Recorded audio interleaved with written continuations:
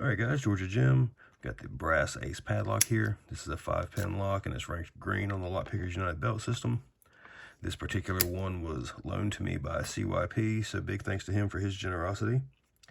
When he sent me this lock, he asked me to pick it and give him my thoughts on it because he thought it was a very hard lock for a green belt picker. And when I first got it from him, I would 100% agree.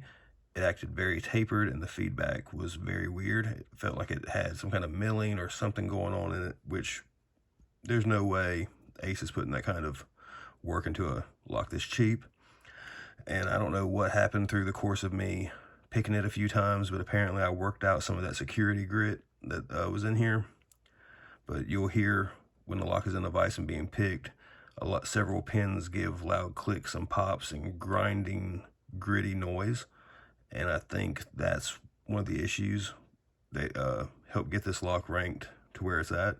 Because in all honesty, now that it's much smoother, I really wouldn't put it any harder than something like an Avis 55 or 65 series with 5 pins. I really do struggle now to understand why it was ranked so high, other than just the grit and bad feedback that the lock was given. But that seems to have worked itself out for the most part. So we'll get it in the vise and let you guys judge for yourself. All right, so we got the lock in the vise, and we'll take a look at the bitting before we get started. We have a high cut pin 1, a high cut on pin 2, and a high cut on pin 3.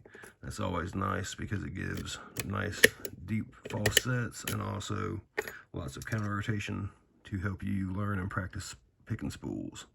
So we're going to use a 40 thousandths top of the keyway tensioner, a 25 thousandths medium hook. 1 is loose, pin 2 is binding and giving lots of creaks and grinding sounds. And there's pin 2. We see we got a little bit of a false set there. Pin 3, we're going to release tension while applying pick pressure. There we go. Pin 4 is giving some grit and pop.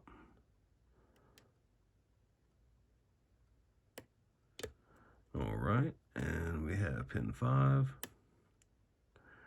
Just reduce tension, and there we go.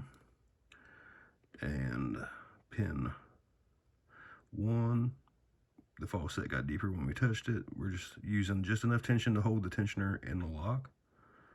And I'm just getting the pin pushed up, and there we go. So more or less just 5 spools.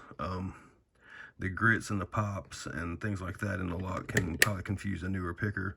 But I honestly believe if you've picked something like the Avis 5540 or 65 series Avis, that you would be more than comfortable moving on to something like this. So all in all, pretty solid little green belt lock. I don't think it'd be anywhere near the difficulty of some of the more popular picks like the 7240 or the 1100 or anything like that. But if you like spools and things like the Avis 5540, this is probably a good option for you. All right, guys, thanks.